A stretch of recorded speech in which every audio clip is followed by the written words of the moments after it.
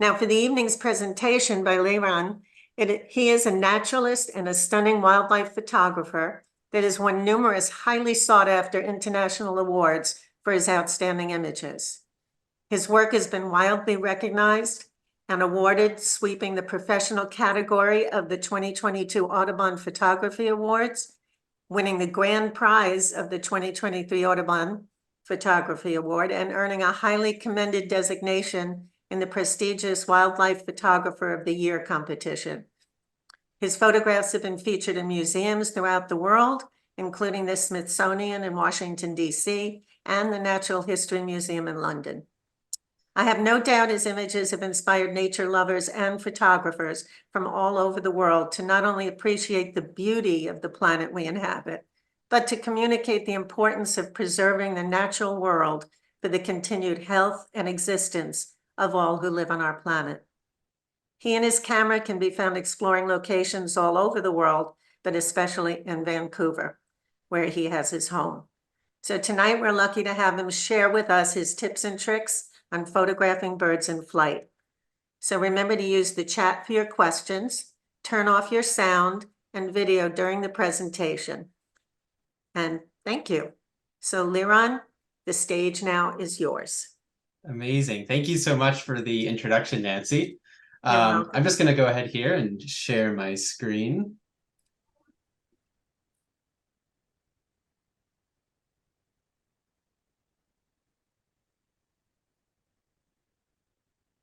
All right, I think that is good. So yeah, hello everyone. My name is Liron. I'm a professional wildlife photographer from Vancouver, as Nancy mentioned. And I also have a wildlife biology background from the University of British Columbia. I've been a lifelong birder. And today, I'm really thrilled to be presenting to you about my techniques and stories from photographing birds in flight. So that we'll kind of do a couple things in this presentation. One, I'm going to showcase to you some of the images and some of the amazing birds and places that I've seen and I visited and that I get to see a lot here in this part of the world. And then we're also going to talk a little bit more about kind of the techniques that I like to utilize for capturing birds in flight and just kind of taking a creative approach to bird photography in general. So yeah, just to tell you a little bit more about myself, this is a picture of me captured by my friend Ian Harland hiking in Kluane National Park, which is up in the Yukon, just north of British Columbia here. I've always loved nature. Literally as long as I can remember, like from my toddler years, all of my phases were nature. You know, it was bugs and it was dinosaurs and it was, you know, like rocks and just everything to do with the natural world, space. But from about the age of 5 or so is kind of when I started getting fixated on birds.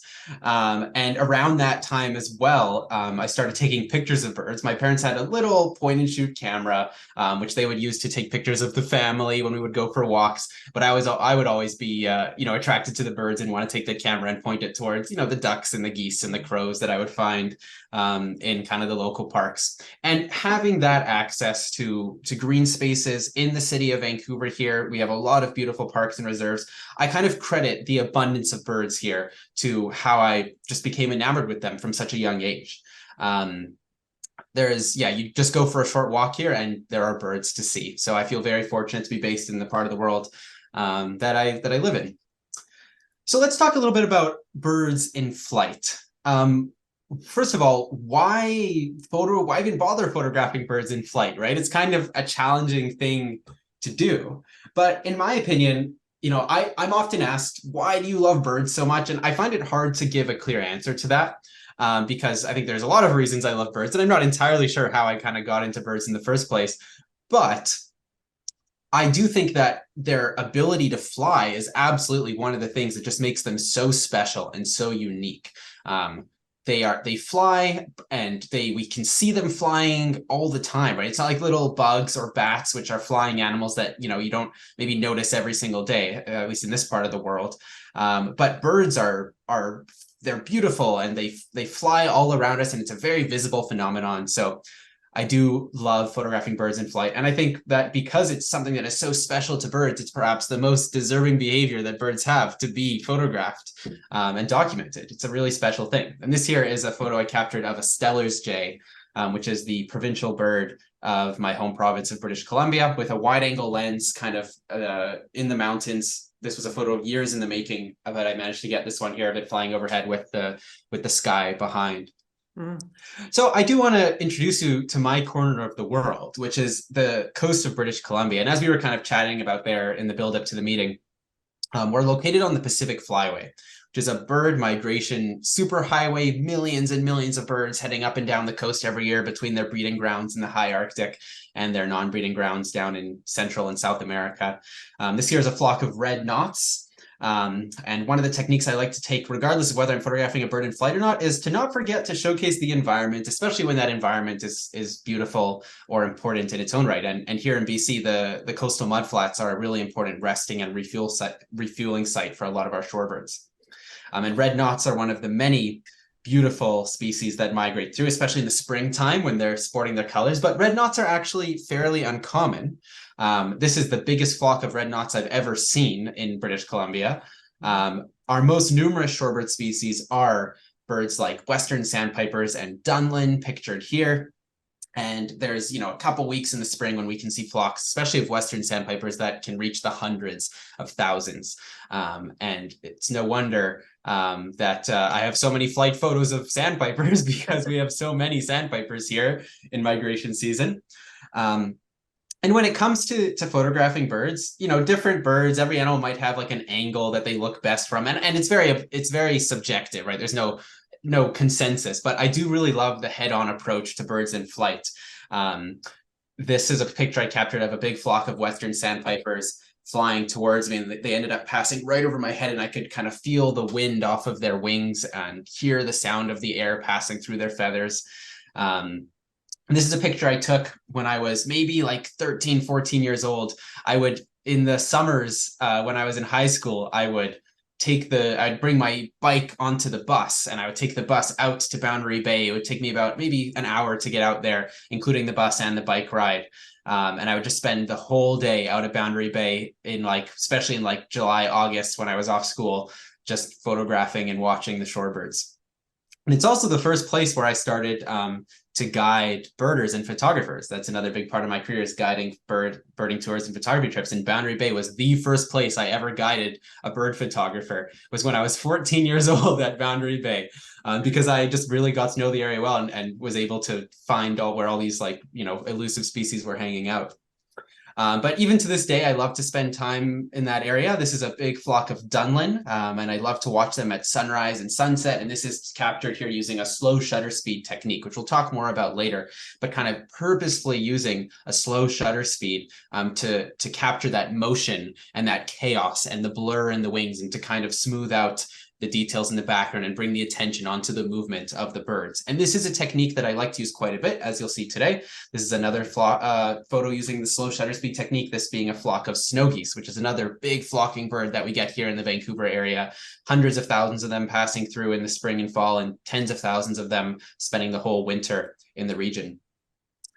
We have amazing waterfowl photography opportunities as well. I love watching ducks, and ducks are so beautiful. And I know there's a lot of places on the continent where a lot of ducks are quite skittish and hard to photograph. But one of the amazing things about this part of the world is that so many of these beautiful duck species are very accustomed to people, because we have so many green spaces and beautiful wetlands close to the city. A lot of ducks spend the winter there. And I love to spend time photographing them. And when it comes to birds in flight, I think ducks are, first of all, kind of easier than some species to photograph in flight. Compared to a songbird, ducks are larger. They're maybe a little more predictable in where they fly, but they also just have amazing kind of colors in their wings. And one of the things I love about capturing the photos of birds in flight is that there are often amazing, beautiful details in the feathers of birds that we don't really get to appreciate as much as we perhaps should, because when we're just watching them with our eyes, you can't see the details in their wings. And when you see them fly, maybe you can see those details, but it happens so quickly. But with the power of photography, we can freeze these moments of time and really appreciate those beautiful details, like on the wings of this green-winged teal. And in the winter here, we also have an amazing selection of raptors and owls around. This here is a short-eared owl I photographed in flight in the fog. We'll talk about weather and stuff later today as well, but I like embracing kind of untraditional conditions for photography, like thick fog, especially at sunrise and sunset. If it's thin fog, it kind of gets a beautiful warm glow. And we even on occasion get the odd barn owl that comes out around the sunset hours, although they're mostly nocturnal, so you don't see barn owls all too often, but it is a very special thing when it does happen. Low light, obviously a challenging time to be photographing birds in flight. I will say though that, you know, in the modern day, a lot of new cameras are better than they've ever been at photographing in low light. And we also have amazing noise reduction softwares that are just getting better and better, which really help create usable images out of very noisy and grainy images taken in low light. And I did also want to highlight one thing, which is I know that the bald eagle is the official bird of the United States of America, and I think it's a great choice. But as a Canadian and as a resident of British Columbia, I do need to inform you that the largest gatherings of bald eagles on Earth documented actually take place on the coast of British Columbia. It's estimated that in the salmon season in kind of the late fall, there are 30, 40, 50,000 bald eagles residing in kind of the Fraser River Delta region. There are counts from single days that have neared 10,000 individuals. So we have spectacular gatherings of bald eagles here. And we get, throughout the year, we get all sorts of different types of eagle gatherings in different places. But my favorite eagle gathering for photography actually takes place in the kind of late spring, early summer near Vancouver Island. And it's a place where bald eagles gather to fish for hake, which is this fish in like the cod family. And there's these very specific locations where there's big underwater tidal currents and upwelling that sends these hake flying up to the surface of the water. And they come up so rapidly that their swim bladder often overinflates, and they're stranded at the surface. And the eagles have learned this, and they come down to grab the hake off the surface of the water. And this amazing gathering of bald eagles is the subject of one of the wildlife photography workshops that I teach every summer in June and July. When it comes to photographing birds in flight, we'll talk all about it, but things like practice are really, really important, right? It's not an easy thing. And whenever it comes to photograph something that's hard, if you're going to practice, you need repetition. And the great thing about this opportunity is that you get hundreds of eagles coming down one after the other, swooping, catching fish, often dozens at a time. And it makes for an incredible photo opportunity. It's amazing how they just spot these hake, and then the moment they pop up at the surface of the water, they're there to grab them and go off and eat them in the forest. So it's an amazing spectacle that we have, and one of my favorite trips that I lead every year is those bald eagle photo workshops. And we often get to see lots of humpback whales and orcas and black bears and all of these other amazing animals in that ecosystem as well. And even though the focus is birds in flight, today, in sharing with you the story of my part of the world in the coastal ecosystem, I do have to mention the salmon run, because the salmon run is what drives and fuels so much of the life on our coastal ecosystem here, including many of the bird gatherings that we see, like those massive gatherings of 10,000 eagles. This is an image I captured this past summer, one of the most ambitious images I've ever attempted. It's a half underwater, half above water photo with a pink salmon below and a black bear above. And salmon and black bears and bald eagles are kind of the birds that I think about, bald eagles being the birds that I think about when I think about the salmon run, which takes place every fall on the coast of British Columbia. So this really is an amazing part of the world to be a bird photographer and to have opportunities to capture birds in flight. But I also want to share with you another part of of Western Canada, because although we have these amazing coastal ecosystems, that very quickly gives rise to the mountains. That's going to be what we'll talk about next, but I'm going to answer Lorraine's question in the chat here. What camera did I use for the half underwater shot? So I was using my normal camera, which is a Canon R5 with a Sigma 14 millimeter lens, so ultra wide lens, but it was inside of an underwater housing with a dome port.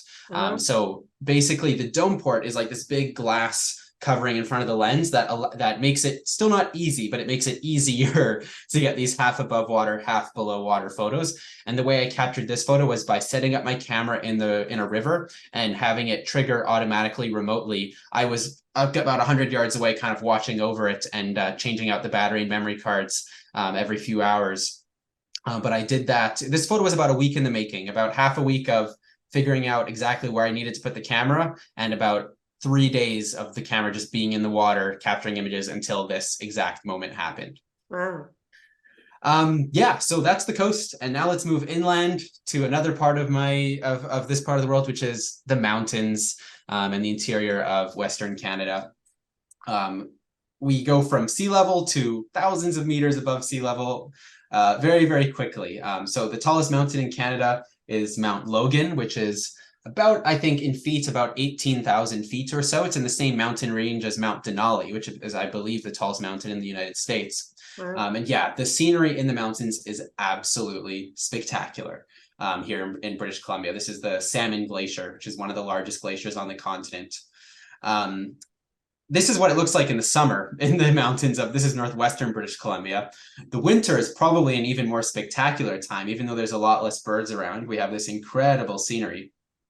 And whenever I see amazing scenery, I'm a bird photographer and a wildlife photographer at heart, so I'm always looking for the opportunity to incorporate a bird into the shot. So when I see, a scene like this, I'm like, oh, okay, how long do I need to wait for a bird to fly through?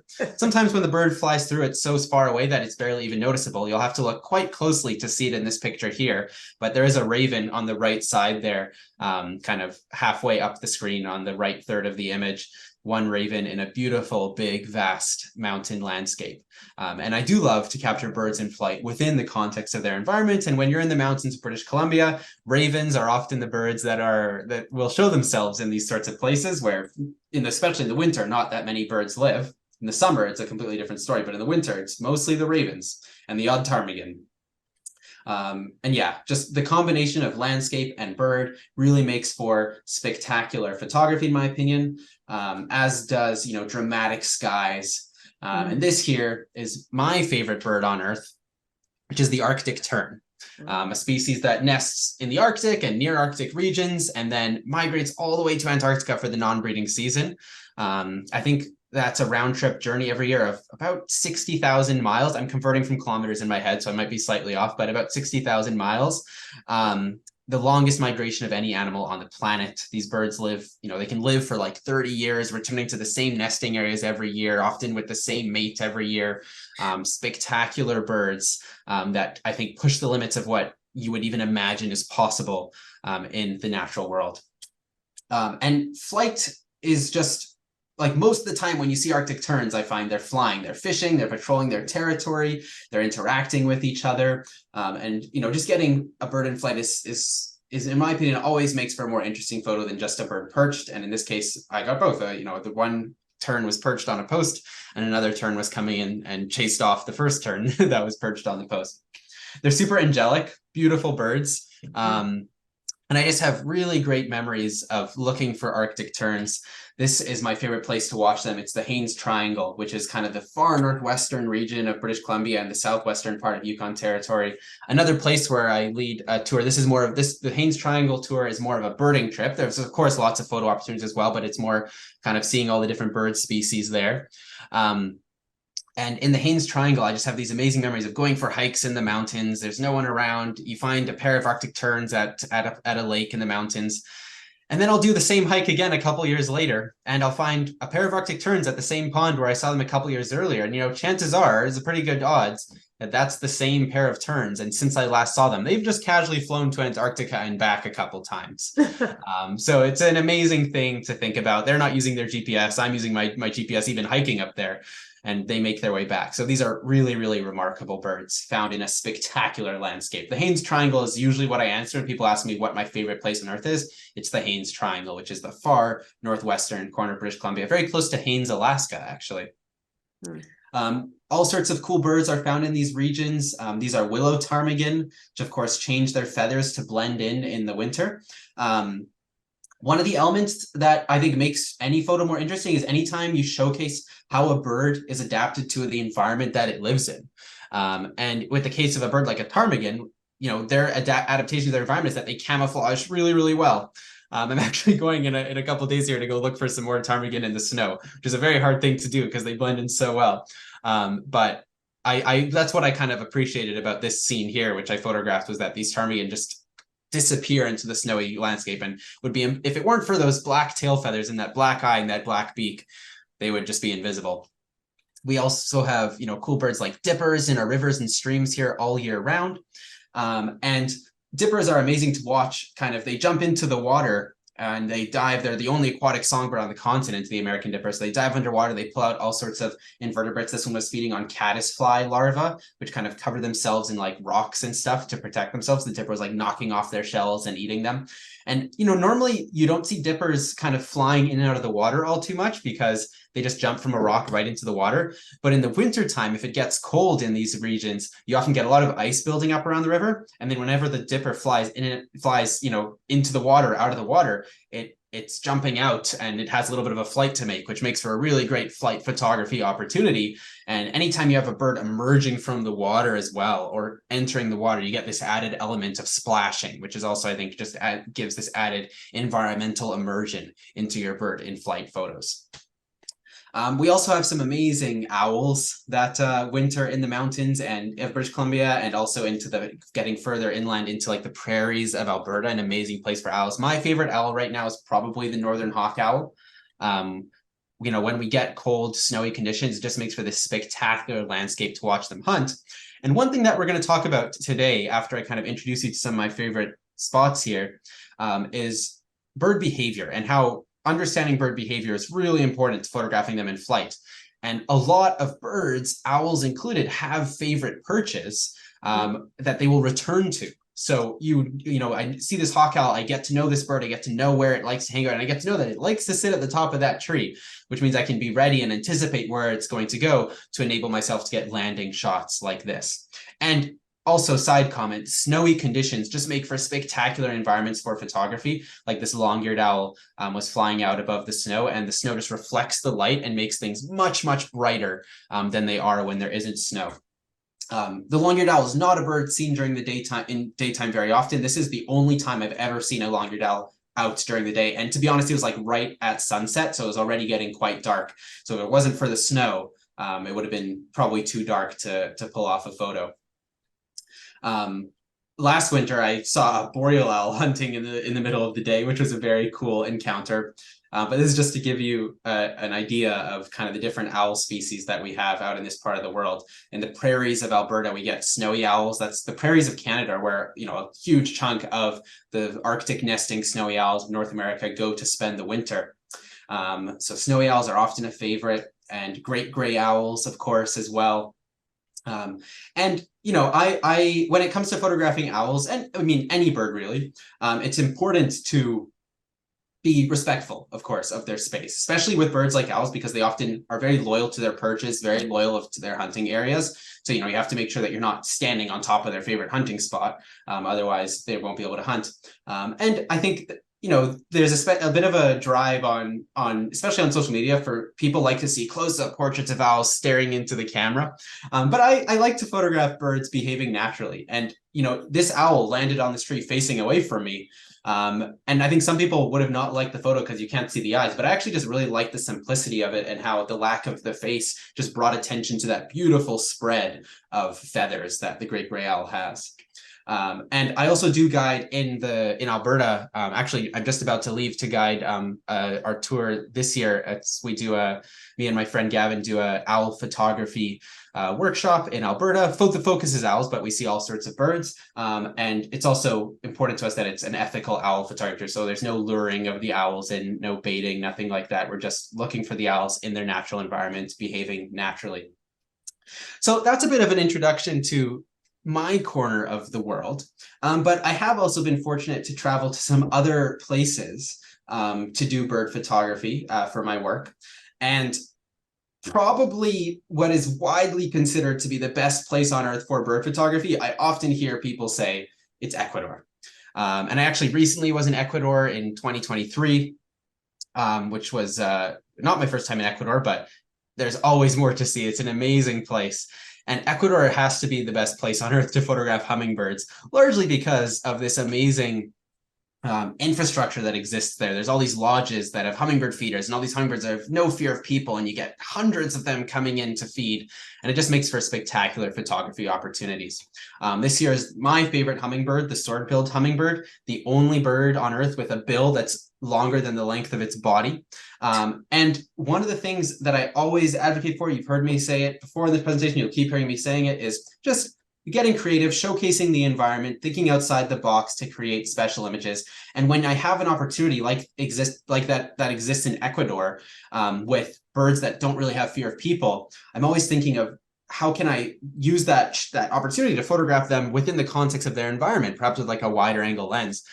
So I set up my camera next to a feeding station, a hummingbird feeder, and got this sword-billed hummingbird coming in. I actually probably could have stood there holding the cameras because the birds don't really have fear of people, but just so that I wasn't really in their space at all, I actually just set up my camera on a tripod and remotely triggered it from, several yards away. But I was happy with this shot of the sword-billed hummingbird over the cloud forest. And the diversity of hummingbirds is incredible. Like in a 2-week trip, you can see dozens and dozens and dozens of species of hummingbirds, like maybe easily get good photos of 40 species.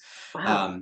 And, I live in a place in British Columbia. We have 4 species of hummingbird. We have Anna's rufous, calliope, black-chinned, and then some ruby-throated. So I guess 5. But that's probably one of that's by far the most of anywhere in Canada. And that's more than most of, the US and Canada has. Here in Vancouver, we only have 2, the Annas and the Rufus. So a place where you have so many hummingbird species is incredible, and it's just such an amazing place for photography because they are so used to people. And for this photo, I brought like a little black background to Ecuador so that I could get these kind of portraits of these hummingbirds with this studio-like effect. Knowing that they come into these feeding stations with no fear at all. But Ecuador is not all about the feeding stations. There's also natural wonders that exist, like clay licks in the Amazon rainforest, which attract tons of birds, especially these cobalt-winged parakeets and scarlet macaws and blue-headed parrots and all these other species. And this is perhaps the photo that I've taken that the most people have seen. This is the photo that was on display in the Natural History Museum in London that was awarded in the Wildlife Photographer of the Year competition. And I'm actually super excited to now be guiding in Ecuador as well with local partners, and as well as my friends at Eagle Eye Tours. I'll be returning to Ecuador October 28th, 2024 for a 2-week ultimate Ecuador bird photography trip. I'm so excited for this one. It's just such a spectacular place for bird photography, and an amazing place to also hone your creativity and learn and really just, learn about capturing the most unique and eye-catching pictures possible. So I'm super, super excited for that. It's also a super small group trip, only 6 people. Very, very small group. All right, so I've talked enough about kind of my favorite places for bird photography, but I'd like to move in now to more of the technique side of things. And when I talk about technique with photographing birds in flight, there's the creative side of things, which is where we'll start here, because I do think the creative side of things is ultimately the most important. So things like lighting and composition. And then there's also the technical side of things, which is like your camera settings. And we'll talk about that as well. And then there's also a biological side of things, which is like the bird behavior and predicting that behavior. So we'll talk about all those different things, but I'm going to start with just talking about light. Light and composition have to be just like the 2 things that are so worth practicing and experimenting with and just having fun with, because you can really, I think, grow as a photographer when you just experiment and play with the lighting. Traditionally speaking, the lighting that is often taught in wildlife photography is front light, right? When you have the sun at your back shining directly onto your subject. And if you read a photography book in decades past, it probably would have really advocated for the use of front lighting. It's very much the traditional approach. And there are advantages to front lighting. For example, it really, really makes the colors pop, like the purple and yellow on this displaying sharp-tailed grouse. However, As you may have noticed, I try to take a bit of a different approach with my photography. I still absolutely will photograph with front light, but you know what I like better than front light? A little bit of side light. One thing that happens when you have the sun coming a little bit from the side is that there's a little bit more shadows cast within the bird itself. So if you look at this bald eagle, you know, it's sun on the top of its head, shade on the bottom of its head, on the throat. The head's in the sun against kind of the shadows on the bottom of the wing, but then the top of the wing has the sunlight on it. And in my opinion, this lighting coming just a little bit from the side instead of front on, it really adds more of a 3D look and depth to the image because of those shadows that get created. So a little bit of side light is really, really nice. I will generally prefer light coming from a bit from the side compared to light coming from straight on most of the time. This is, of course, another image from my bald eagle photography workshops here in British Columbia in June and July. All right, so we have front light, we've talked about side light. What about when the light's coming from behind? What about backlight?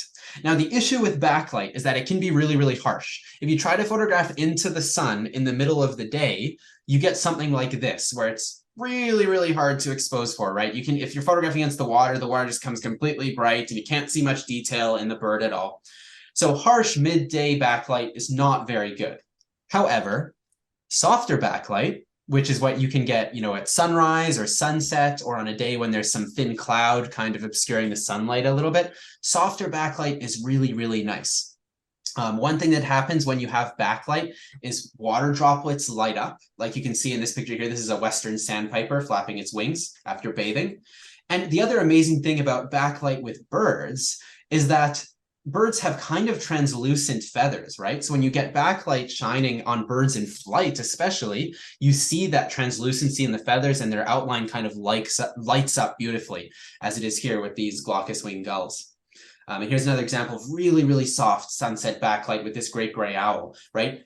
If you look closely at like the wings and the tail, there's almost an outline that is created by that soft backlight. But because it's really, really soft backlight, it's not too harsh, you can still see all the details in the feathers of the bird. Similar to this picture of a bald eagle at sunrise, right? You've got this beautiful warm backlight orange rim lighting on this bird, but because the sun's right on the horizon, it's not that strong, and you still see the details in the shadows. So my favorite light is probably this overall, is this soft kind of sunrise or sunset backlight.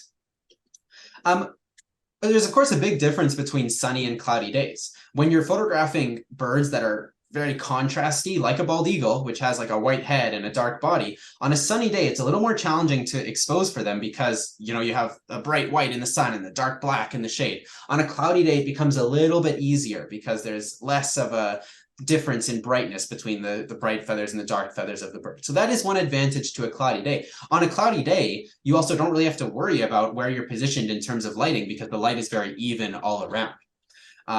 So that makes things nice. And some birds can look very nice on cloudy days. Arctic terns, I think, look nice on both. One thing I did want to point out, though, is that when you have a bit of sunlight, you do get more color. So I think if you look at these two photos of Arctic terns from up in northwestern British Columbia, where I guide in the Haines Triangle, you can see the color on the beak much nicer in the sunlight than you can in the shade. But the cloudy day photo still, I think, gives a very nice kind of bright, high-key white background look to the image. So let's talk about a few other forms of lighting. This isn't a bird in flight, but I still did want to kind of just draw attention to these types of lighting because they could absolutely be applied on birds in flight. This is what I call localized light. I'm just kind of making up these words. It's not an official term, but this is like sometimes on bright sunny days, if you're in the forest, you get a little bit of sunlight filtering through the forest and you get like little spots of sunlight.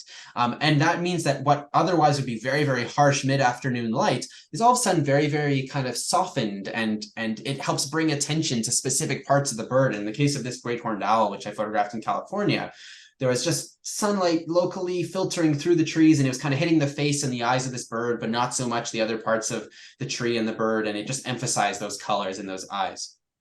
I also love dark backgrounds. And it's very possible to get studio-like dark backgrounds in camera. I mentioned earlier with a couple of those hummingbird photos from Ecuador that I actually brought like a black background to Ecuador to get these sorts of photos. But the photos I'm about to show you here were taken with completely natural, like no black backgrounds. And the thing that you have to remember about cameras is that cameras don't see the world like our eyes do. our eyes are really, really good at seeing into the sun and into the shade at the same time. But cameras aren't. The word for this is dynamic range. So cameras, when you're exposing for something that's in the light, things that are in the dark become really, really black, and you get this basically black background effect. Likewise, if I tried to expose for what was in those shadows, these pigeons here would have been completely all white and blown out. But we can kind of, it's a limitation that our eyes don't have that cameras have, but we can also use that to our advantage to create photos like this. So I love a nice dark background with front light, side light, really nice too. And here is another example of that 3D effect that you get with side light. You can see how the body of this Arctic tern has like a shaded side and a light side, and it gives a bit more depth to the image. And backlight, again, really, really nice, especially for birds in flight, because you have that transparency to the feathers that gets lit up a bit. And whenever you have water and splashing, you know, a nice dark shaded background with backlight is really nice. And on those bald eagle photography trips, there's a place, probably the eagle's favorite place to fish, is this spot where often the sunlight is coming right over top of this island and it's backlight. But then because the island is kind of tall, the water itself there is just reflecting the shaded cliff of the island. So you get these eagles in the sunlight and these splashes in the sunlight against this kind of dark water backdrop. And it makes for very dramatic photography opportunities. And this is another example of some backlight, but really this one had light coming from all around. So this is a Rufous hummingbird feeding on red flowering currants. And this is completely natural light. Well, natural as in I didn't bring any of my own lights. I didn't bring a black background, none of it. This was all created in camera. And what was happening here was, this was actually when I was going to school at the University of British Columbia studying biology. A good friend of mine, also an excellent photographer, his name's Liam, found this patch of red flowering currants, which is a native flower here, that every evening for like a couple weeks in the spring migration in April, the Rufous hummingbirds would love. And it was right as it was always, as it was getting dark, the hummingbirds would come in to feed, right? There'd just be one around when it was light. And then as it's getting dark, all of a sudden there'd be like a dozen Rufous hummingbirds feeding as it's getting dark, kind of refueling for the night ahead. Probably they're going to migrate. And as it got dark, the primary light source was street lights, like lamps that are lighting up the walking path. And I noticed that this backlight would really nicely light up the hummingbird's wings. It would really nicely light up these flowering currants. But now photographing a bird in flight in near pitch black darkness is obviously really, really challenging. So it wasn't one of these cases where I could just kind of try to keep up with the hummingbird as it was moving with my camera. I knew I needed to be patient, and I knew I needed to sit and wait a little bit and try to predict where that bird is going to go. So I looked at all the flowers, and I looked at the hummingbirds feeding, and I saw that pretty much every single cluster of flowers was getting visited by a hummingbird at some point. They would just go from flower to flower to flower to flower, and there were enough hummingbirds that they were all going to get visited. So instead of trying to keep up with the hummingbirds going from flower to flower, I just looked at the flowers and I was like, okay, I need to find the flower that has the best lighting and is the best composition. And then I'm just going to set up my camera on a tripod with a really slow shutter speed, like a 20th of a second. And I'm going to wait for a hummingbird to come to that flower. And it didn't take long at all. Just a few minutes later, the Rufous hummingbird came right to where I had my camera set up on the tripod. Hummingbirds can hover really, really still. And even though I was shooting at like a 20th of a second shutter speed, because those wings were being lit up by the street lamps, they were still very visible on camera. And the background was just in the shadows, not being lit up by the street lights. And this was the photo that I got. So completely just utilizing the lighting that was available in that moment. Didn't bring flashes. I didn't bring a black background. This is just paying attention to the lighting and using it to create the most interesting image possible. Let's talk a little bit about composition now. So I think something that is kind of really nice with birds at all times is getting an eye level perspective. And this is actually can be quite hard to do with birds in flight, because usually when birds are flying, they're high up overhead. But when on those rare occasions when you can get an eye level perspective, because I think it's not the normal perspective we have on flying birds, it's really, really nice with birds on flight to photograph them from their eye level. Photographing from eye level just gives a more intimate look into their world, because they're viewing them from the perspective that they view each other. And also, when you're photographing something from eye level, the background generally becomes further away, with the exception of like the sky, but the sky isn't necessarily all that much of a background anyways. But if you're photographing down at a bird, the background is just the ground that's right behind them. But when you're photographing at eye level, the background is often just kind of the distant horizon, and that often just makes for the most smooth and pleasing background for photos. So keeping on the composition theme, I'm a big advocate of paying attention to what's going on with not just the bird, but also what's in front of the bird, what's behind the bird. So think about your background. Here's a mountain bluebird, species we get breeding here in the province of British Columbia in the spring and summertime. Gorgeous birds. And I think this is kind of the traditional approach, right? Beautiful, soft, bright colored background. And honestly, it's really nice. I can see why it's so popular. This bluebird just stands out beautifully against this yellow-green backdrop. So paying attention to the background drop is important, because sometimes if you're standing in one spot, you have a terrible background. Maybe the background is just like the sky or clouds. But then if you take one step to the right or left, all of a sudden now your background is this beautiful yellowish green distant tree. And that's exactly what was the case here. So pay attention to the backgrounds. Get creative with your backgrounds. So this was a picture I took in your corner of the world. This was down in Florida, where there's a lot of very, very friendly pelicans that often kind of hang out around piers and docks and marinas and that sort of thing. And I hung out at these piers and marinas and docks at sunset, as a lot of pelicans were kind of flying around, following in the fishing boats coming in. And I was able to capture this picture against that beautiful sunset sky using a more wide angle lens. And it's the type of thing where there's always going to be a spot where you could stand to photograph a bird that has the best background. Sometimes it's obvious, sometimes it's not, but paying attention to possible backgrounds also allows you to take advantage of those rare opportunities when you have a chance to have something really cool in the background. Like this picture I captured in Mexico of a magnificent frigate bird silhouette in front of the moon at dusk. I just was paying attention to these frigate birds flying around, and I saw the moon rising. And as soon as I saw the moon rising, I was like, oh, it would be so nice to line up a frigate bird with the moon. But with birds in flight, there's only so much you can do to line them up with something as small in the background as a moon. But, you know, I noticed the frigate birds were kind of circling over this kind of mangrove forest area. So I kind of positioned myself so that the mangrove forest they were circling over was between me and the moons. And that put the birds in the right ballpark. Right now they're kind of circling, in the direction of the moon. And it didn't take that long for one to just pass right across the moon as it soared, and I was able to capture this picture. I had basically just been pointing at the moon and keeping an eye on the frigate birds, just waiting for one to cross paths with the moon. So that's a little bit about background, but foreground matters too. And I think foreground is very, very often overlooked. So here's two photos of a hummingbird, female Anna's hummingbird I captured here in Vancouver, taken just minutes apart. The one on the right, very classic hummingbird shot. This wasn't like flowers I'd planted. These are just naturally growing flowers in a local park near me here. And the hummingbird comes to these flowers and I was photographing it, but then I realized if I kind of leaned down, I could kind of obscure the foreground a bit. I could get some leaves in the foreground, and adding that bit of foreground, I think helps give the image depth. Because now you have something, you don't just have the bird in the background, you also have that foreground element and the bird in the background. So by getting this low angle and photographing through some of the low bushes, I was able to get that. And in this case, it also gave me a backdrop of like a flowering cherry tree. So there was some nice pink in the background, which you can see there on the left. So keeping on the theme of composition here, and composition with birds in flight, there's kind of two, if I were to put, a lot of photos of birds into two categories, you kind of get these close-up shots of birds where birds fill the frame, or sometimes there's these environmental shots where birds are complementary to the landscape that they live in. So here's an example, close-up of a bald eagle in flight.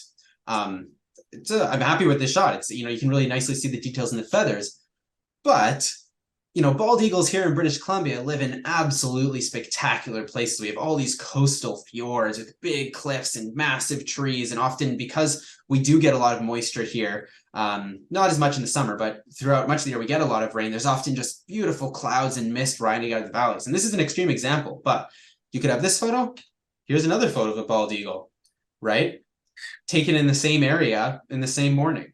And I do think that this sort of photo tends to speak more to me personally. Again, everyone's going to be different, but this sort of environmental shot tends to speak more to me personally, because the environment is what is unique to the location that you're photographing.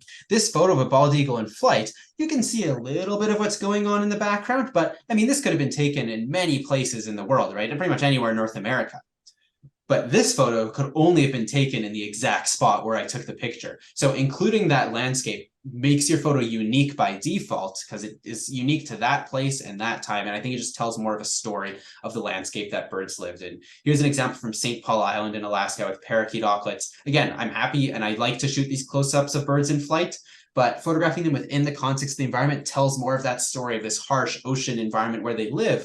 And to be honest, they're probably slightly easier photos to get. I think they're taken less because they're not as traditional, but they're probably easier to get. So if you're struggling with birds in flight, and we'll talk about technique in a moment here, but if you're struggling with birds in flight, these wider environmental scenes are often easier to take. Here's a Steller's jay in the local mountains of British Columbia. So I love when there's a beautiful environment to capture or some kind of environment that tells a story, even if it's not that beautiful. I'd love to try to include it whenever possible. I just wanted to quickly mention here, I love to think about weather and stuff too, like rain combined with birds in flight, super dramatic. Stormy days, and I know you get a lot of those in Florida. I almost want to go to Florida just to try to photograph birds with stormy skies. I think I'm literally thinking of going. These dramatic skies can make just for such nice backdrops. And wind also puts a lot more birds up into the air because birds like wind. It makes them able to fly, unless the wind's absolutely crazy. You know, a bit of wind makes it much easier for birds to fly and use a lot less energy because they get some natural lift from the wind. Things like fog and haze combined with sunlight just create for really, really dramatic scenes. So we've talked about lighting, we've talked about composition. Let's talk a little bit now about bird behavior and kind of utilizing behavior to help predict what birds are going to do. And obviously flight is hard to photograph, so we have to use every tool we can to kind of give us the edge on predicting when they're going to fly. So some behaviors to watch for. These are just a kind of a random sample of things you might already be aware of, but birds will often stretch their wings after they preen. So often birds will kind of clean up their feathers, they stretch their wings like this male Anis hummingbird is doing, their tail. And first of all, this wing stretch on its own is a really nice photo. But they often do this right before they take off. If you see a bird stretching its wings, it's often a sign it's about to take off. If you see a bird releasing its waist, it's also a sign it's about to take off. So these are kind of behaviors to watch for. Another big one is the wind. So when it comes to birds in flight, like 99% of the time, birds land and take off facing into the wind. So if you want a goose facing towards you, or any bird facing towards you as they fly, you got to position yourself with the wind at your back relative to where the bird is coming in. Now, with one random bird that just shows up, it's going to be hard to line up the wind. But when you have a repetitive opportunity, the bald eagles that I photographed here near Vancouver Island on those workshops being a great example, you can really pay attention to the wind and then position yourself in a way that the birds are flying right at you, or maybe they're flying with their side to you. Have whatever angle you want. When there's wind, you can control the angle based on that wind. Another behavior, when birds bathe, they will almost always go and flap their wings, which is a brief moment of flight. And I also wanted to mention here, now that we're on the topic of behavior, approaching birds is something that I think it's really important, as bird photographers, when we're trying to get close to birds, that we are paying attention to their behavior, because we want to be respectful of them. We don't want to be disturbing birds and preventing them from doing what they need to be doing to survive. So I always like to just monitor for sudden changes in their behavior. If a bird is feeding, then all of a sudden it's standing up really alert, or just if a bird's just suddenly changing its behavior, it's a good sign that it might be being disturbed. And it's also good to pay attention to those behaviors, because those are not just behaviors they do in their response to humans disturbing them. They're also behaviors they'll do in response to predators disturbing them. And often the moment a predator shows up on scene is a really dramatic moment with a lot of flight and a lot of cool things going on. So it's just important to always watch their behavior, both from the perspective of getting the best photos possible of those natural behaviors and minimizing our impact and being respectful towards the birds that we're photographing.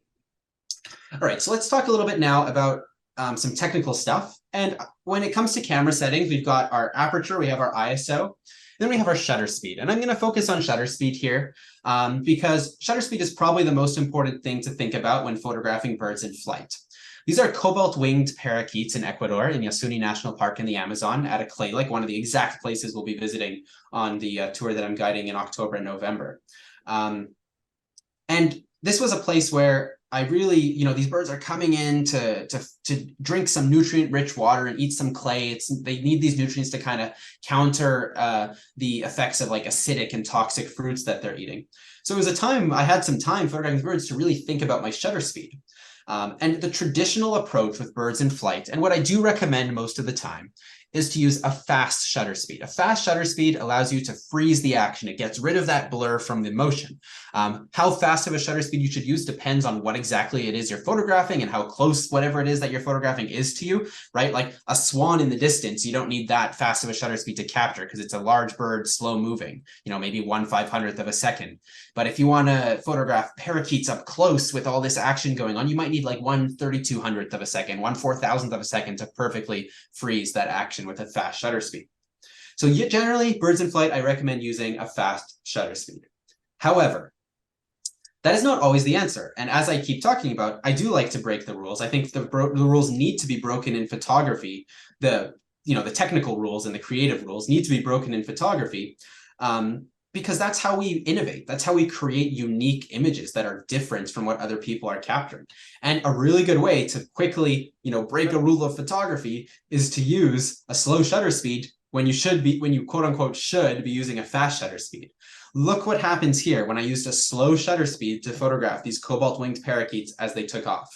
This was a deliberate choice. I knew that they had these beautiful blues in their wings, and with a slow shutter speed, it really captured that blue, that cobalt. It captured that motion. It captured that chaos. I call this photo colorful chaos. And using a slow shutter speed can be really dramatic when photographing birds in flight. It's also something that is much harder to pull off. So you might need to take hundreds or thousands of photos with a slow shutter speed to get one that you're happy with. But it is a very, very powerful technique. I still think, though, there needs to be something that anchors your eye. Like if you look at this photo here, if you go to the bottom right, there's still some parakeets that are sharp. Yep. So, it's not just the blur that we're going for. There has to be some kind of spot where the eye anchors. But slow shutter speed can be beautiful for birds in flight. All right, let's talk about another kind of technical topic, which is gear versus technique, which is more important. And I will, of course, say that gear helps, but I am an adamant believer of the idea that the technique and the photographer and the patience and the skill, all that stuff is just so much more important than the gear that's being used. You could hand someone, if you hand someone who doesn't know how to take pictures of birds the best camera gear in the world, they're still not going to be able to get good pictures. Whereas if you hand someone who is a really good photographer a cell phone, I guarantee you that they're going to be able to take really good pictures. And I threw this photo in here of snow geese because, I did take this with my camera, but I was using like a cheap wide angle lens, like a very entry level wide angle lens. There is no reason why this exact photo that I captured of these snow geese couldn't have been taken with a cell phone. So technique, the practice, putting yourself in the places that you need to be with the opportunities to capture birds in flight, so much more important than what specific camera you're using. Yes, having fancy new cameras with great autofocus systems is very, very helpful, but you need to know how to use your gear in order to capture those images that you're going for. I just want to throw this in an example. This image is above me here. I captured this image in 2013, so 11 years ago, using a relatively entry-level setup. This was a Canon 60D and a 400mm fixed 5.6 lens. That combo today is worth about $600, which, as far as photography goes, is very entry-level. And I just want to throw this in there that, not all the photos I'm showing you in today's presentation were taken with the latest and greatest technology of 2024. It is really possible with, an implementation of the techniques that we've talked about and that I'm going to keep talking about here to capture photos with even kind of entry-level gear. You might not be able to get the same type of photo, right? With a phone, you're not going to be able to get a photo of a hummingbird like this, but you could get a photo of snow geese like this with a phone. So yeah, that's something that's important to me. Is I really do believe that it's the photographer and the technique and the time that's put into it more than it is the gear that's being used. So I just want to kind of do a summary here, kind of 3 key tips for birds in flight. 1, find a good location. So you want repetitive opportunities. When you're photographing birds in flight, you need to be taking hundreds, if not thousands of photos. When a good location has repetitive opportunities, it also has a place that has some nice backgrounds, whether that's just a smooth, distant green trees or whether it's a beautiful setting. And just being patient and persistent is really, really, really important. Ducks are, like I was saying earlier, I love photographing ducks in flight because of that beauty in their wings. I also find that there are often places where you just regularly get ducks flying in and out of this wetland. And I've often had a good time just practicing birds in flight on ducks for that reason. But again, repetitive behavior, so useful. To photograph something that is hard to photograph, you need repetition. So what drives repetition? Well, now we need to think about bird behavior. And one of the big things that drives repetition is feeding opportunities. There's a food source that a bird is finding that is drawing a lot of birds into the same place over and over and over again, which gives you chances to photograph them over and over and over again, like on these bald eagle photography workshops. But let's talk about behavior. This is number 2, big tip. Really take the time to learn bird behavior. I find that the best bird photographers are not just good bird photographers, they're also really good birders. That doesn't necessarily mean they can identify every single bird by sight and sound in the blink of an eye, but it absolutely means that they're good at watching birds, at finding birds, and just knowing what birds are up to. And they've spent enough time watching them, they can predict what they're about to do. You know, you got to think about, where do birds fly?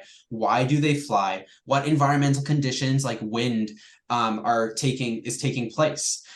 This photo of this mountain bluebird I was able to capture because there was this nest box on a fence post, and there was a pair of tree swallows and a pair of mountain bluebirds that were both this was like early breeding season, so none of them would have had eggs yet in the nest, but they were both kind of trying to claim this nest box. So they kept kind of just chasing each other around, right? And they kept landing back on this nest box and flying into the same spot.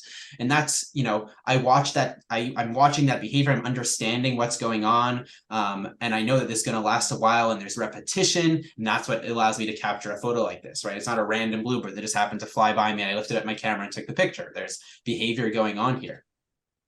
Food sources, right? For hummingbirds, flowers or hummingbird feeders are places that they are going to visit often, and it's that food source that's attracting them. So food sources, great place to photograph birds in flight.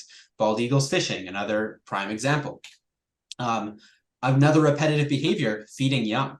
So of course, extra caution needs to be taken when photographing nesting birds and baby birds because it's a vulnerable spot in their lives. Unnecessary attention could put them at risk from being spotted by predators, or just give them unnecessary stress or prevent their parents from feeding them.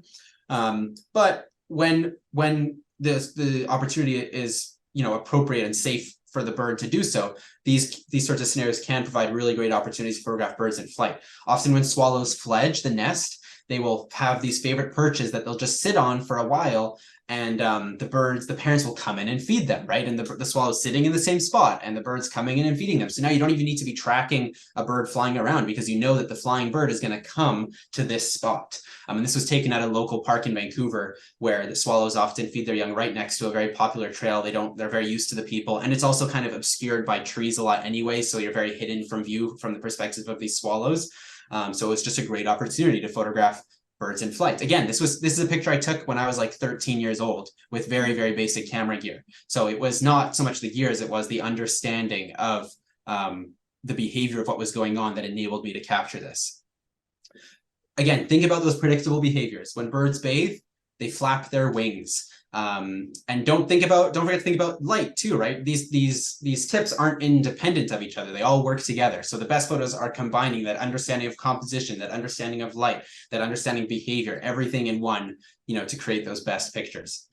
Another thing I'll point out with behavior is that a lot of birds have favorite perches. So they will have one spot that they keep coming back to. I've talked about this before, but this really applies in so many different species of birds. This is a yellow-headed blackbird here in British Columbia, and I noticed that this male blackbird had a few favorite reeds that he would often sit on and sing. And I just spent an evening, like a few hours, just sitting on the boardwalk and trying to get photos of this bird in flight, because he kept flying into these same few reeds. So when he would fly into the next reed, I would just point my camera at the reed, and I knew he was coming in, and I was able to get these flight shots. Again, don't forget about the wind. Birds land and take off into the wind, and also windy days in general tend to have more birds in the air, more birds flying around. So if you want to photograph birds in flight, it's better to do so on a day when there is some wind.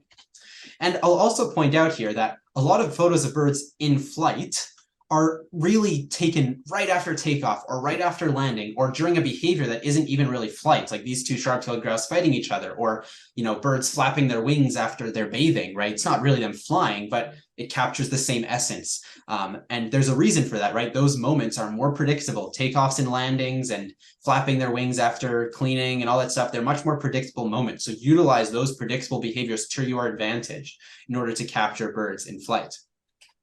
Things like rookeries, herons, egrets flying into a nesting area. Rookeries are the best places to photograph birds in flight, and I find, to practice, because first of all, herons and egrets tend to be large, slow flying birds, so they're much easier to practice photographing than, say, a swallow. And also, at a rookery, especially in like nest building season or when they're feeding their young, they're just constantly flying in and out and in and out. So it's a repetitive opportunity for you to be able to learn and practice. Don't forget environmental factors. One thing I didn't mention today are tides, but depending on where you're located, the tide can be really, really important. It's of course different for every scenario, but like here in British Columbia, I find the rising tide is the best for photographing birds in flight, because as the tide rises, often that water is displacing the birds. So they keep taking off as the water kind of overtakes their sandbar, and that creates an opportunity for flight. Predator responses, another behavior thing. These snow geese that I captured taking off were doing so in response to a bald eagle. And if you have an awareness of your surroundings such that you're watching for things like an approaching bald eagle, it allows you to anticipate moments like this. And then you're not seeing it happen and reacting, but instead you're ready and you're taking pictures as it's happening because you saw that eagle flying in and you were anticipating that this might happen. Okay, next and finally, know your camera settings. There's a lot of things to talk about here, and I won't go into crazy detail because this is stuff that is tough to teach just over a presentation and is kind of specific to your camera. But some general principles that we'll talk about: utilizing continuous autofocus, how to pick your focus points, the difference between older systems and newer systems, the frame rate, like how many frames per second your camera's taking, hand holding versus tripods, kind of practicing tracking your subjects, and setting your shutter speed, your aperture, and ISO. So let's quickly touch on these points. So continuous autofocus is when you hold down your shutter button or whatever button you use to focus on your camera, and the camera continuously focuses. This is really important for birds in flight because as the birds fly, their position changes relative to your camera's plane of focus. So you need your camera to keep on focusing on them in order for them to still be sharp. This is a northern jacana here. And just like any other bird in flight opportunity, that continuous autofocus, critical for capturing a bird like this in flight. And this is a setting that can be set in pretty much any camera. It's often called AFC in like Nikon, and I think Sony and Canon, it's maybe called like AI servo. So yeah, continuous autofocus, really important. And then thoughtful focus point selections. When I say focus points, I mean, when you look in the viewfinder or you look at your screen, the dots that light up when you focus, those are the focus points. Really new, expensive, modern, high-tech cameras do really great with like automatic focus point selection, where they have been AI trained to like find birds and find the eye of the bird. But older cameras, you might need to be a bit more thoughtful about it. I usually say, the more your camera is struggling, the more you should narrow in the focus area that you're using. So if your camera's focusing really well, just let it do its thing. If your camera's struggling a bit, maybe try using like a central zone and just trying to keep that bird in that central zone. If that's not working, try going to a single point. If that's not working, you might need to use manual focus. This is a swallow picture I captured with manual focus. What was happening is the swallows were flying up a river under a bridge. So they're all coming towards me and flying under the bridge, which means that I could just point my camera in one spot, focus on that spot, and then every now and then a swallow would fly through that exact spot, which let me photograph them without even needing autofocus at all. I just manually focus where I'm anticipating them to go. So that, again, none of these things are independent. You can use that knowledge of behavior in tandem with that knowledge of your camera and that technique side of things in order to maximize success. And even manual focus can work. So in terms of how you set up your camera, a lot of cameras will have like a back button. I like to focus with a back button. And some of the nice things you can do is some cameras will let you program maybe one back button for one type of focus and another button for another type of focus. So this is what I have. Like one button is this continuous focus and the camera's automatically choosing where to focus. And then the other button is like a single focus point in a middle. And that lets me switch between it just with the change of a button. And a lot of modern cameras let you customize these sorts of settings.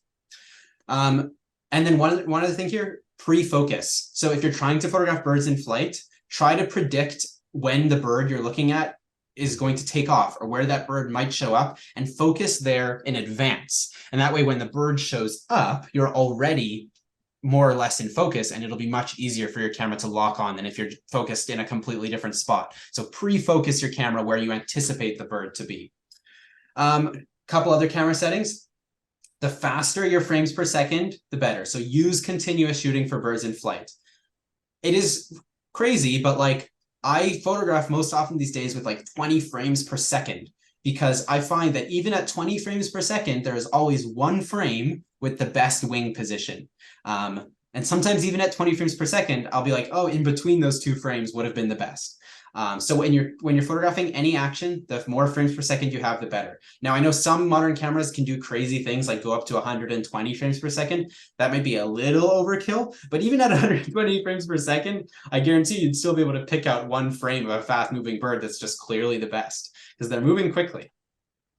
And take lots of photos. Flight is a dynamic thing. It's hard to photograph. So if you're going to have success, you need to be taking not hundreds, but thousands of photos, even tens of thousands of pictures. That's just the reality of capturing really, really good pictures, is they are one of thousands. The pictures that you're seeing in this presentation today are one of hundreds of thousands of birds in flight that I photographed. So it is so important to take tons of pictures. Don't be afraid of taking too many pictures. I've never heard someone tell me on one of my tours or workshops that they wish they took less pictures. That just doesn't happen. But I've heard several times people tell me that they wish they took more. Handheld or tripod. So for birds in flight, I generally prefer hand holding because there's a response time that tends to be needed to capture, to kind of follow around a bird that's flying, and it's difficult to respond quickly with a tripod. However, there are certain things like birds landing on a perch, and there's like a predictable perch where they're coming into, where a tripod is really, really useful. Or for example, if you're using that slow shutter speed technique and trying to get some blur in the wings, you absolutely need a tripod. So handheld or tripod depends on the context. Most of the time I'm handheld, but there's absolutely a time and place for a tripod. And practice is just so very important. Practice makes perfect. Don't just practice the creativity and the settings, but actually practice tracking birds in flight. Obviously, this is best done on birds, but you can even do this out your window with like cars driving by the street. Just practice that hand-eye coordination of being able to lift up your camera, look in the viewfinder, and have you be pointing exactly where you want to be. It's a skill that can often take a lot of practice, but once you have it down, it becomes so much easier to photograph birds in flight. And lastly, think about camera settings. Again, the exact camera settings that you use depends, but depends on the scenario, but the shutter speed, the aperture, and the ISO, regardless of whether you're shooting in full manual or whether you're shooting in like a semi-automatic mode, these are things that are worth thinking about because they complement each other in different ways, right? The shutter speed freezes the action. So for this photo of this frigate bird in flight, which I took again partially underwater, I knew I needed a pretty fast shutter speed because the bird is moving, the water is moving, but also I'm swimming. So the whole thing just would have been blurry if I wasn't using a fast shutter speed. I also purposefully was using a small aperture here, like f/16, which gives me a very wide depth of field. So both the sky and the bird and some of the details in the water are in focus. And that aperture of f/16 allows the sun to give a bit of a starburst appearance as well. And then for me, the least important of those three is the ISO. So I tend to think about shutter speed and aperture first because they are changing a physical attribute of the image. They're changing the amount of light entering the camera. They're changing the blur of the image. And then ISO is just kind of the sensitivity of the camera to light. It doesn't change like a physical attribute of how much light is coming into a camera or an element of the image like blur. So I tend to think of shutter speed and aperture first, and then kind of set my ISO at what it needs to be based on where I want my shutter speed and aperture to be. And for flight, shutter speed's most important, aperture, I would say next, ISO third. All right, so we've gone through so much today. I hope you enjoyed seeing a bunch of my pictures of birds in flight, learning about the behavior and the technique and the locations and all that sort of thing. So I would just like to say thank you so much for sitting through the presentation. I've been talking at you for a while, so I appreciate your attention. I hope you enjoyed. And I also have put up on screen here a selection of some of the tours that I'm guiding, some of the upcoming dates. I've got the Owls of Alberta 2024 is coming up very shortly. It's all sold out. We're going to release the 2025 dates in about a month. The Ecuador bird photography trip is actually not yet formally announced. So this is a sneak preview. It'll be going live on February 16th. But if you want to join me, send me an email now to make sure you get a spot, because there's only 6 spots, so they're going to go quickly. So if you want to come, send me an email. My email's in the top left here. I'm also going to put a link to my website and my email in the chat here, so you have that. I also have this, if you're not as much a photographer, more of a birder, the Haines Triangle in northwestern British Columbia, amazing spot. Just have 1 spot left for that tour in June. And then if you really want to work on your birds in flight, bald eagles are a fantastic subject, and you can join me for some bald eagle and coastal wildlife photography this June and July. Yeah, so with that, I would just like to say thank you so much again. And if anyone has any questions, I already see 1 or 2 here in the chat, but if anyone has any questions, I would be more than happy to answer.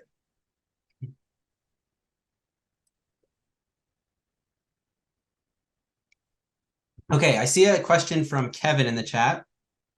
I usually start at 1/3200th of a second shutter speed and stop down to f9 to get full depth of wings in focus. Where do you generally start with aperture? Really, really great question. So the unfortunate answer is that it depends. Right, if your subject is far away, then there's no need to stop down your aperture, assuming your lens performs well with a wide open aperture. So generally speaking, my default aperture is wide open. So like f5.6 often, or it depends exactly what lens I'm using, but my default aperture is wide open. But you're right, if something's really, really close to you, then you might need to stop down your aperture to f9 to get more wings in focus. You could also kind of embrace that look of the wings being slightly out of focus. That can work as well. And then shutter speed as well, right? It depends, right? Like a close-up, fast-moving bird, you're going to need a really fast shutter speed, like 1/3200th, 1/4000th to freeze. But a distant bird or a large bird, you often need a much, you don't need nearly as fast of a shutter speed. And then also keep in mind that, like, you know, a lot of people will say, oh, to photograph hummingbirds, you need like a 3200th of a second to freeze their wings. But hummingbirds actually hold really still while their wings flap. So you can photograph hummingbirds with really slow shutter speeds and the hummingbirds will still be sharp. And you just get this blur in their wings, and that can actually look quite nice. So unfortunately, the settings thing is just so context dependent. But I think 1/3200th and f9, if you really want to get everything in sharp when they're up close, is definitely a good starting point. My starting aperture is usually just wide open, which is usually somewhere from f5.6 to f7.1, depending on what lens I'm using. I see Kelly's question, what camera and lens do you use? So right now, my main camera is the Canon R5. Really great mirrorless camera with an amazing autofocus system. And my main lens right now is the Canon RF 100 to 500 millimeter zoom lens, which is at f7.1 at 500 millimeters. What I like about that setup is that it's super, super lightweight. So I don't miss photos very often because I'm fumbling around trying to lift my gear. I have rented big like 600 f4 primes before, and they're a lot of fun to use. But at this stage, even if like money was no object and I could get whatever gear I wanted in the world, I still think my main go-to setup would be the Canon R5 and the 100 to 500 millimeter lens, or the equivalent setup thereof from another brand. Just because of that versatility it has. I love the ability to zoom out to and capture more environmental shots and the lightweightness of the setup. But that's a setup I've been using just in recent years now that I do this professionally. I was definitely shooting a lot of my photography time with more entry-level DSLRs. And you do not need the latest and greatest technology to capture great photos. I see another question from Kevin here. What software do I use? So I assume you're referring to post-processing software. So I post-process in Adobe Lightroom and Adobe Photoshop. I basically do the same things in each I don't really care which one I'm using, to be honest. You can kind of do the same things. Photoshop can do a lot more when it comes to the like removing objects and adding objects and kind of larger, more transformative edits to images, which I don't tend to do all that much of. But I like to do kind of my basic exposure adjustments, my basic lighting adjustments, some dodging and burning, right? Lighten up this part, darken this part a little bit, some noise reduction to kind of, you know, bring my photos, make them pop a little bit more. I do find, you know, the raw photos that our cameras spit out are often quite bland and maybe not even as representative of the colors that we see with our eyes. So I'm a big advocate of learning to post-process your pictures tastefully to get the most out of them and make them shine. I see a question from Monica. Sometimes my autofocus will focus on a tree rather than the bird in flight. Do you have tips on how to get it to focus on the bird more often? Good question. So the answer to this depends a little bit on the setting and the camera that you're using. You can always try changing up your autofocus settings. If you have a modern mirrorless camera, or actually a lot of, even not even that modern, even like a lot of older DSLRs will have like different focus settings where you can change the sensitivity of the tracking and that sort of thing. That's something that you can try messing with and seeing if it helps. If it locks on the tree and you're trying to get back on the bird, I'll usually like lift my finger off and just like refocus and like stop for a moment and then start again and see if it maybe grabs onto the bird. If it's continuously grabbing things you don't want it to be focusing on, I would suggest going to a more smaller focus area or like a single focus point. Because if you have like a single focus point, it's going to focus exactly where you put that focus point. And then it's less blame on the camera and more just you needing to get that focus point directly on the thing you want to photograph. If you have a bird and the tree behind it, it's still focusing on the tree behind, even when you have that focus point, you can try like manually focusing on the bird to get it close. And then now that the bird is almost in focus, then autofocus with a point on the bird and the camera will often grab it then. And then my final answer to that question is just to, if there's like trees that are poorly positioned and the camera keeps focusing on the trees instead of the bird, that might just not be the best place to photograph birds in flight. And there might be like a better spot that has maybe a less busy background that the camera isn't as distracted by. But of course, it depends on the setting and on the camera and all that sort of things. Yeah. Question from Barry. Do you ever use APS-C camera to increase zoom? Great question. So yeah, it's been very popular with bird photographers to use APS-C or micro four thirds cameras. They have smaller sensors. So basically they're looking in the middle of the lens instead of taking in the whole picture. If you have a camera that isn't, if your camera isn't very high megapixels, and I kind of laugh when I say this now because, you know, and there was a time not too long ago when like 10 megapixels was a lot of megapixels. There was a time when 5 megapixels was a lot of megapixels. But if your camera is like 20 megapixels, 18 megapixels, it's nice for birds to have an APS-C camera to get a little bit closer because often birds just aren't, you know, they're afraid of people. You just don't want to get too close to them. So APS-C cameras, if your goal is to just get close-ups of birds and document birds, they're a great choice. That said, full frame cameras just tend to have better image quality. They capture more light with their bigger sensor. So I really enjoy using a full frame camera. I did used to shoot with crop sensor cameras, but I later transitioned to full frame cameras and I've never looked back. And especially if you're using a high megapixel full frame camera like the Canon R5, it's 45 megapixels. So the cropped APS-C equivalent is like maybe 18 megapixels or so, not exactly, roughly. So I still have plenty of megapixels to crop with. So a high megapixel full frame camera is like the best of both worlds, in my opinion. I do enjoy full frame cameras, but there's definitely a time and place for APS-C cameras. Anyone have any other questions?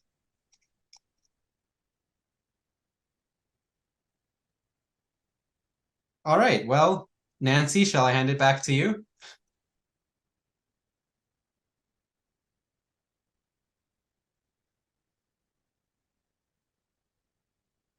Thanks everyone for the kind words in the chat. I appreciate it. Yeah, and if anyone also has any questions that kind of come up at at a later date, do feel free to send me an email. It's in the chat there and it's on screen. I'm more than happy to answer kind of any questions that come up at a later date. Well, thanks All so right. Thanks so much, Liron. Thank you. That was great information. Really helpful, useful, especially in our area of Florida where there's so many flying birds. Yeah, I would love to spend more time in Florida.